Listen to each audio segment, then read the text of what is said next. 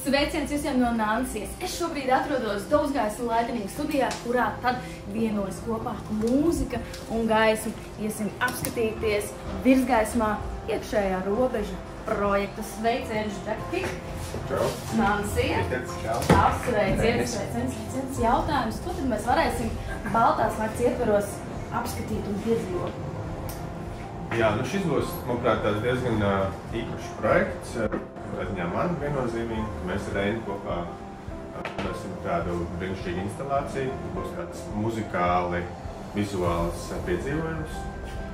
Un katrā ziņā šeit, manuprāt, ļoti svarīgi ir, ko mēs gribam runāt par šiem starposmiem vispār, kas ir ļoti aktuāli.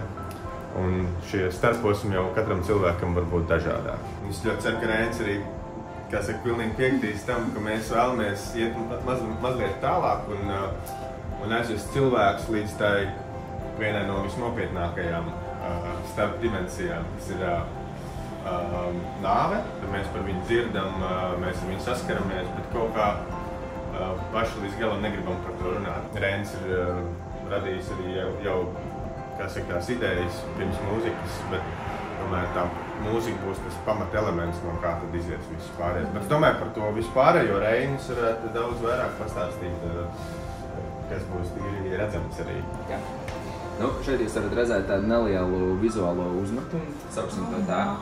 Šis būs tas, ko mēs redzēsim. Kaut kas nedaudz līdzīgs. Šis ir tāds tā kā latviski saka, moodboards sajūtu dēlis, kas ir apmēram tajā virzienā. Es tā dzirdēju, ka šī nav pirmā reize, kad tu baznīcā veido šīs gaismu instalācijas un vispār šādu veidu projektu.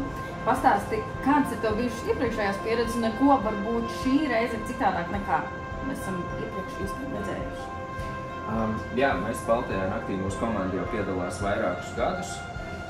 Pagājušajā gadā mums bija instalācija Debesu ritmi, kas bija kinētiska instalācija ar papildinošiem gaisma elementiem. Varbūt kāds bija aizgājis un redzēja. Un ar ko atšķirsies? Nu, katrs projekts ir drusiņi savādāks. To, kā tas izskatīsies baznīcā, to mēs uzzināsim tikai mēģinājumos. Bet... Un tad, kad paši arī atnāksim? Jā, precīzi. Bet es domāju, ka būs, protams, kādas vienojošās lietas, būs skaista mūzika ar skaistām gaismām, kas ir savstarpēji sinhronizētas un tad radīs to pieredzi. Tas ir tas kopīgais, kas viņus vienos. Un tad, protams, atšķirsies mūzika, atšķirsies gaismas, atšķirsies viss tas, kā mēs to visu saliksim. Mainās ne tikai gaismu krītošie leņķi un pati mūzika un skaņdarbi, bet arī gads. Cikos? 6. 6? Jā, 6. Līdz 2 naktī. Tiekamies tur!